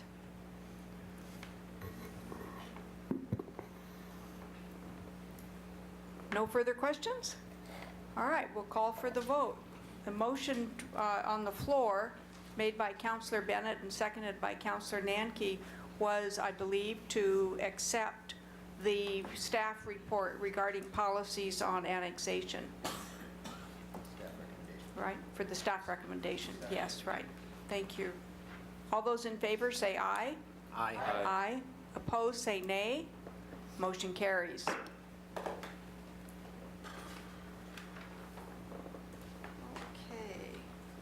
We have no unfinished business, so we'll move to the information reports. Would any of the counselors like to address the information reports? Counselor Clem. Thank you, Madam Mayor. And thanks to Nick for coming down. I want to talk about 7E, Highway 22 safety improvements. The staff report essentially summarizes that ODOT says that you don't need to lower the speed limit on Highway 22 from the Independence cutoff into the bridges. It's done, as I've seen speed studies done, numerous of them. It's done consistent with how they do speed studies. So this isn't a surprise. It's a disappointment to the neighborhood association, and here's why. It's hard to explain in the explanation on item number 1 that the data collected shows that 85 percentile speed of vehicles generally considered the reasonable driving speed exceeds 55 miles an hour. So what it's saying is that the speed limit's out there okay because 85% of everybody is driving faster than the speed limit. There's a more technical explanation that sheds light on it. It's just really hard if you're not a transportation engineer to explain it. And so the point that Nick brought up about making those speed limits variable is exactly what I intended when I brought this council motion forward. But the speed study's got to be done, and then what we're doing is we're preparing in working with ODOT, as I represent the city on MWACT and on SCATS, those are the state and federal transportation local advisory boards, is to look at the variable speed issue. So I want to let you know that I'm carrying that message forward. Some of the other points asked for in the letter in terms of the Dokes Ferry intersection have met with ODOT and Polk County to take a look at realigning the Dokes Ferry intersection, because I will tell you, the accident rate there is one of the highest in the state. And it's the left turning movements into the intersection and out onto the freeway. I'm sorry, Highway 22. Maybe I misspoke. But so we aren't just taking this report and just saying, well, geez, that's too bad. The data just doesn't show.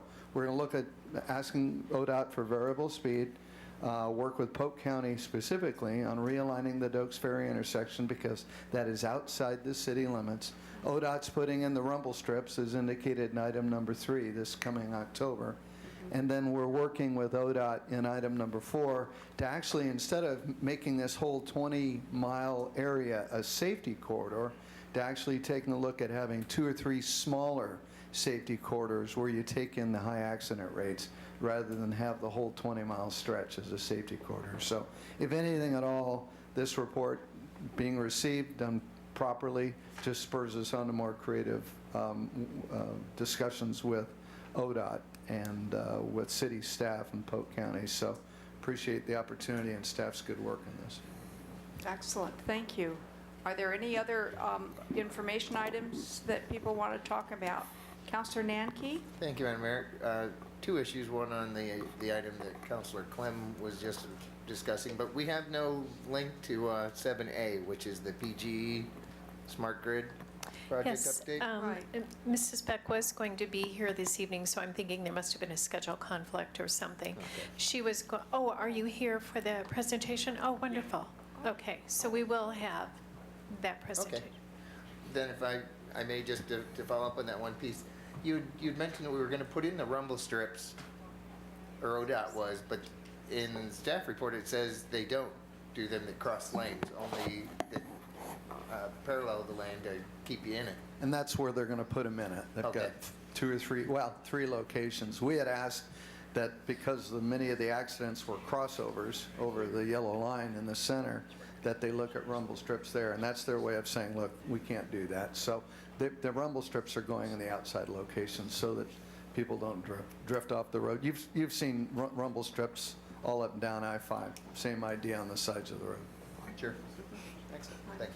Okay. All right. Well, we would like to ask the gentleman from PGE to come down to the microphone and introduce yourself and discuss the item 7A. I believe it has to do with the Salem Smart Grid demonstration project? Yes. Welcome. I'm Mark Osborne with Portland General Electric. I manage PGE Smart Grid Development. And I don't know, did Wendy provide you a PowerPoint presentation? Yes, and if we could have our IT person bring that up, that would be great. Okay.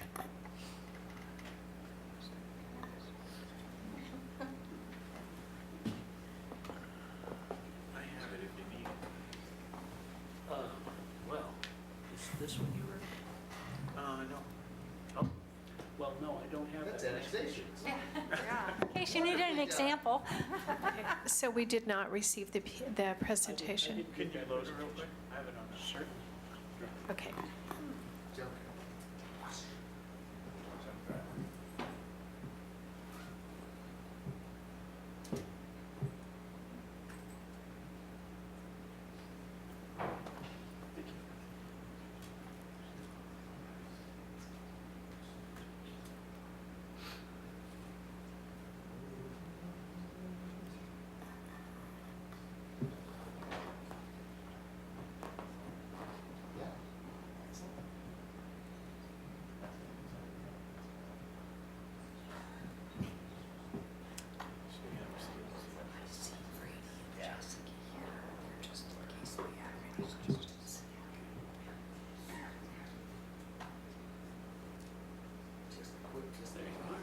Okay, great, thank you. Oh, let me, sorry, let me get your jump track for you.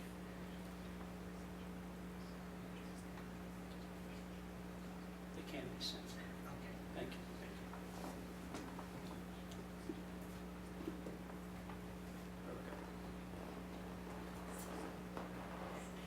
Okay, Mayor Peterson and City Council members, I'm happy to be here tonight to speak about Portland General Electric's Smart Grid Demonstration Project. And I was here last April and kind of gave a more detailed overview. I know I've got a little bit limited time tonight, so I'm just going to kind of give you a brief update of where we've been and where we're going. I think you're all pretty much aware about PGE and so forth. So, but you should realize we do have 156 employees that work in the area, and In terms of our smart grid deployment, we've been steadily moving forward. We have installed pretty much all of our smart meters on all of our customers' homes, and they're operating very well, and we're moving towards getting a system together so that our customers will be able to see information from those meters a little bit more easier. Some of our smart grid initiatives include the Energy Partner Program, which will be launching later this year, which is a commercial and industrial demand response program, and we will be focusing pretty heavily on that in Salem. And we've continued on with our distributed generation. I manage most of PGE solar development, and so I've been involved with the I-5205 project and our 3.5 megawatt rooftop project up in the Portland area. As far as renewable integration, that's really what we're trying to study as part of our smart grid development. And one of the ways to kind of help the variability that happens with renewable generation is to add energy storage. And energy storage is one of the key points that we're going to talk about tonight in terms of the project here in Salem. In addition, we're looking at creating a high reliability zone, which basically uses smart switching, intelligent switching that can identify a power problem and route around it on our power lines. And so that kind of brings us to the Salem Smart Power Project. We're actually a part of the Pacific Northwest demonstration project. It's a $178 million 5-year program. We're already 1 year into it, and it involves over 60,000 metered customers, 11 utilities, including BPA, a couple of different universities, and a variety of vendors. And we're really trying to focus on what are the benefits of smart grid for the Northwest. And so we're looking at costs and benefits and trying to work towards developing standards and really helping to integrate all the wind generation that continues to be developed in the Columbia Gorge area.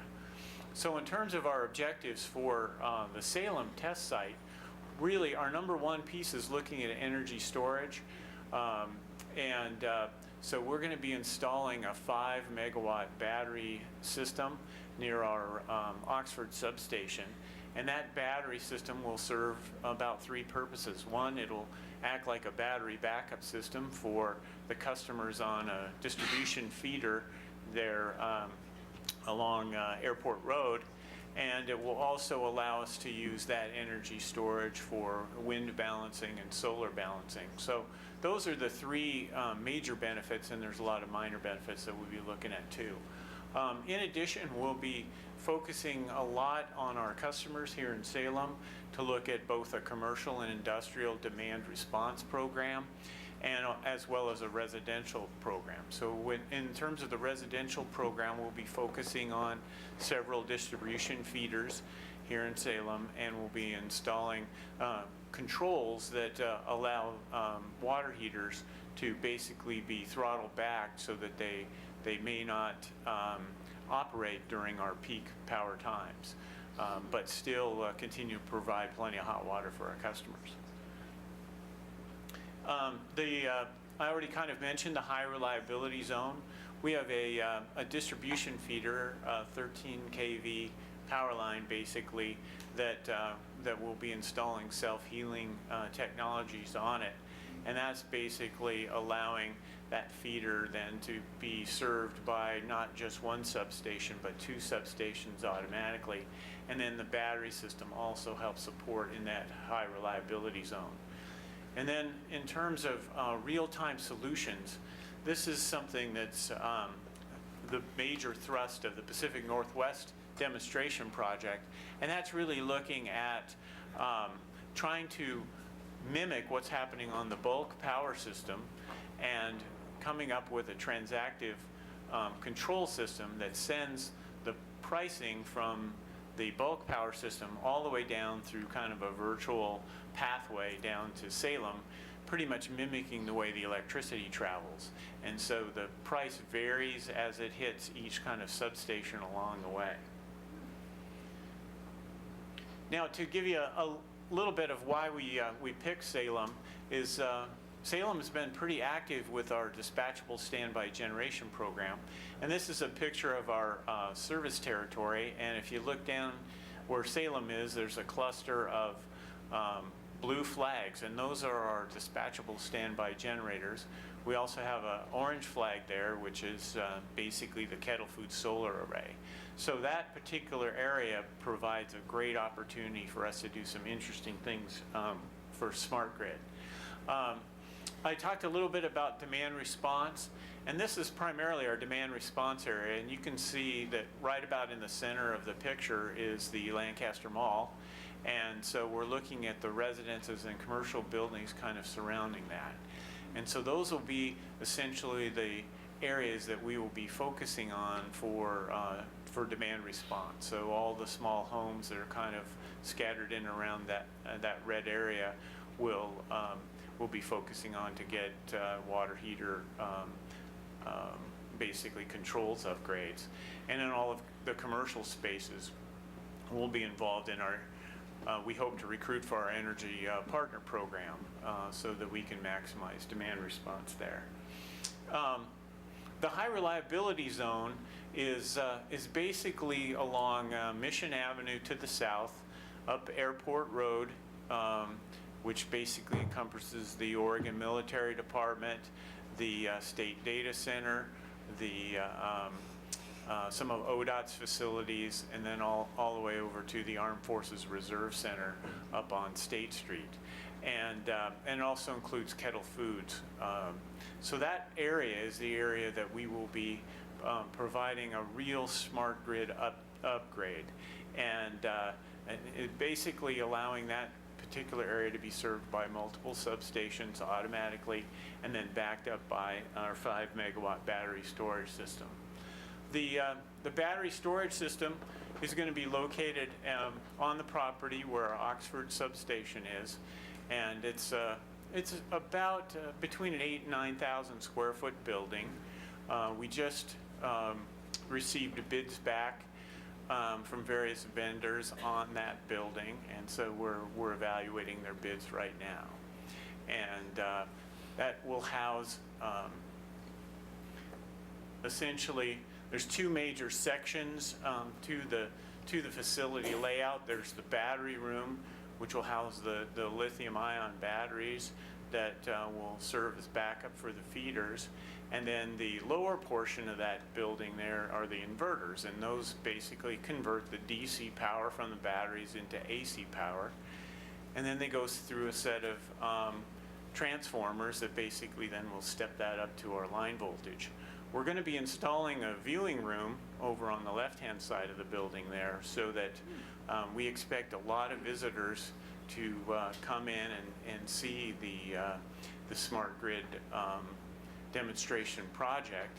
And so we will have some kiosks there and perhaps a flat screen kind of telling the story about all the exciting things that are happening in Salem.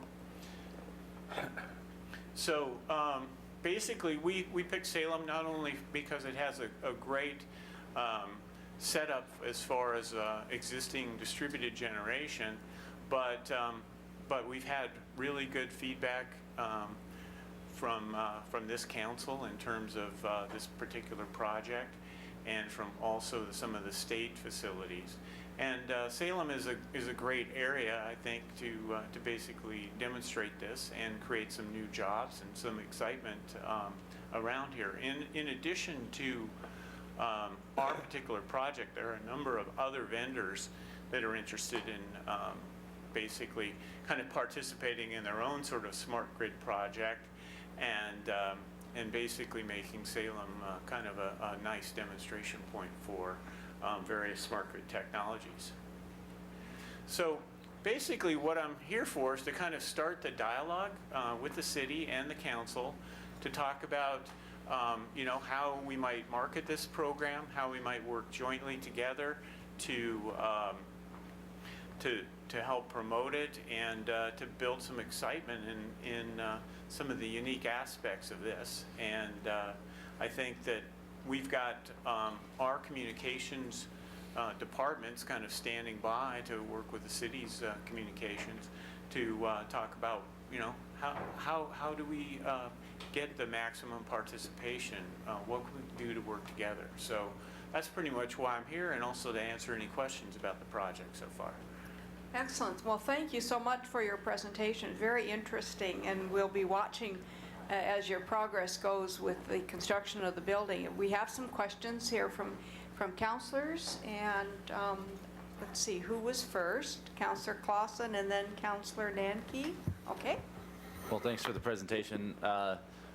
It's interesting to me. I just signed a contract for solar panels on my house, and Oh, wonderful. did the net metering agreement with you guys. And that was, I'll put in a quick plug for anybody watching, it was through Solarize Salem Initiative, and RS Energy is the contractor who ended up getting it for us. But it's real interesting stuff. I love hearing about the large-scale batteries. I mean, that's pretty interesting. And it's cool that we're getting it here in Salem. And I don't know if it's a reality or not, how we go about with marketing and advertising. Maybe the city manager would have some ideas, but I'm all in support. I love seeing especially I like seeing the integration of the smart appliances, and they're mentioning the water heaters and just kind of timing it all. I think it makes a lot of sense for us to balance what we're using on our grid. If we don't need it all to be at one time, then let's spread it out. So I like to hear that we're part of that. Great, thank you. Excellent. Councilor Nanke? Thank you, Madam Mayor. Question specifically on the water heater. Does that then operate off of a programmable thermostat then, or how would one Well, the system that we're looking at right now will basically be a small box that intercepts the power from essentially the wall, and then the box is installed in between where the power flows into the water heater, and it will have a radio system built on it, which will allow us to send a signal to the water heater saying that between X and X time, don't heat. And so as we develop the program, we'll be working with our customers and so forth to decide what periods of time we can and cannot do that. So they're all individually addressable, which allows us to basically set up a specific schedule for each customer. But for our customers, there'll be incentives involved in terms of participation. A couple of follow-ups, if I may. Two issues. One, as far as just other customers in general, I'm sure I don't want my water heater, heating up a couple of times during the day if I'm gone, or if I'm going to be gone for a weekend or what have you. So I think that'd be a smart thing just to let people get to save money and power. But say, hey, I wasn't feeling good today, or I have relatives coming in, so I took a vacation day, and now I have 5 people in, and they're all taking showers. What's the mechanism then to buzz out of the agreement for a day or something, rather than there's basically getting a cold shower and staying that way for hours? Sure. No, there's basically an override, and part of the research we'd be doing is to see, how many people override. Because what we really want to do is to see how effective this program would be, on a broad base for many, many more customers. But this project in Salem will allow us to see effective. So it won't affect your water heater and so forth, as long as you remember that you do need to reset it if you are going to have like 5 people taking showers on a particular day. So. Cool. And one final, if I may, when is peak time for residential? Well, peak time for residential typically is around 8 or 9 o'clock in the morning. So most people take their showers early, and then the water heaters all come on about that same time, about 8 or 9 o'clock. So if we can just delay those until a little bit towards noon or later in the afternoon, that's all it will take. It will just kind of cut out that early morning peak. Sure. Thanks. Councilor Clausen? Just a random question. So are water heaters still a primary user of electricity? I've always thought in my head, lights and air conditioning in the summer. Well, electric water heaters, and granted there's a lot of gas water heaters out there now, but there's still a lot of electric water heaters, and those are a big consumer of electricity. And They tend to be, sort of old-fashioned right now, and they've been making them the same way for many, many years, and they don't have a lot of sophisticated controls on them. So this is basically kind of a method to go about it. Lights are kind of a low user, and of course, we encourage you now to switch to compact fluorescents and eventually to LED lighting, because actually they're eliminating the incandescent bulb. If you haven't heard that, it's kind of interesting. Yeah, you'll only. Really? Interesting. I think our city manager had a comment. Yes, we can, at a staff level, help you with ideas about communicating this to our residents. So if you want to just contact me, we'll set up a meeting. Okay, that'd be great. Thank you. Yeah, that's why I have 4 cases on those lots of money. Okay. Other questions, comments? Well, thank you again. We certainly do appreciate the work that PGE is doing in our community and the way that you partner with our businesses here in Salem and work with the city and work with us on our renewable energy park as well. Thank you so much. Great, thank you. Thank you. Thanks for having me. Thank you. All right, we're going to move on. If there are no other information report items that councilors would like to discuss, we'll go to public hearings. And the public hearing was held and closed on June 13th, 2011. This was the public hearing having to do with property on Mission City Lane Northwest. All we need to do now this evening is a motion to approve the order. Councillor Clem, would you like to make a motion regarding the adoption of the order affirming the decision of the hearings officer? Yes, Madam Mayor, I move that staff recommendation that City Council adopt order number 2011-02-VAR-ADJ-ESPR in the matter of affirming the decision of the hearings officer approving the consolidated variance adjustment site plan review number 11-02 for property located at 2300 Michigan City Lane Northwest. Thank you. It's been moved by Councillor Clem and seconded by Councillor Nanke to approve the hearings officer's recommendation. Is there any discussion? No discussion. We'll move to the vote. All those in favor of the motion, say aye. Aye. Aye. Opposed, say nay. Motion carries. We'll now move to ordinances. Will the recorder please read the title of the first ordinance? Ordinance Bill Number 2011 relating to the creation of the Neighborhood Center Mixed-Use Zone and the Neighborhood Center Mixed-Use Master Plans Chapter, amending SRC 113.010 and SRC 300.11. Thank you. Councillor Bennett, would you make a motion regarding ordinance bill number 20-11? Yes, Madam Mayor, I move staff recommendation, including a public hearing set for July 25th, 2011. Second. It's been moved by Councillor Bennett and seconded by Councillor Clem to accept the staff recommendation. All those in favor say aye. Madam Mayor? Oh, I'm sorry. I just want to make sure that what the recorder reads is on the record. Oh. Kathy, did you read SRC 300-100.100? I'm sorry, that's probably the wrong number. I thought I heard 300.11, and I just want to make sure we're technically correct. Okay. We're clear? It should be 300.100. Oh, okay, so I did read 300.11. I probably said 11, yeah. I'm used to those numbers for ordinances. 300.100, I beg your pardon.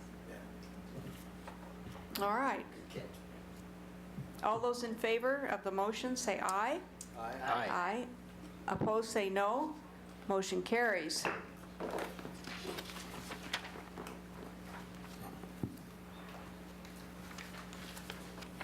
And now will the recorder please read the title for the second reading of ordinance bill number 18-11 and take a roll call vote?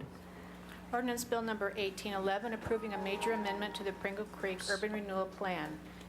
Councilor Bennett? Aye. Aye. Councilor Nanki? Aye. Councilor Clausen? Aye. Councilor Dickey? Aye. Councilor Thomas? Aye. Councilor Kennan is absent. Councilor Clem? Aye. Mayor Peterson? Aye. We'll now move to our last item of public comment. I don't see anyone signed up, but if there's anyone in the audience who would like to speak, speak now or forever hold your peace until our next meeting. All right, there's no further, we have no new business. I have no further items to come before the council. We are adjourned.